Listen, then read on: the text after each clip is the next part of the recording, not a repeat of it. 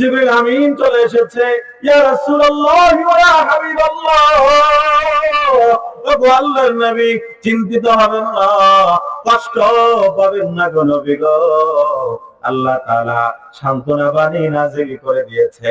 আল্লাহ জানায় দেয়, ইন্নাকা লা তাহদি মান আহবাবতা ওয়ালাকিন্নাল্লাহা ইয়াহদি লিমান ইয়াশা। আল্লাহু আকবার। আর জোরে করে আল্লাহু আকবার। ও হক গোবিন্দপুরের মুসলমান, একবার আল্লাহু আকবার বলবেন, একবার সুবহানাল্লাহ বলবেন, একবার আপনি আলহামদুলিল্লাহ বলবেন।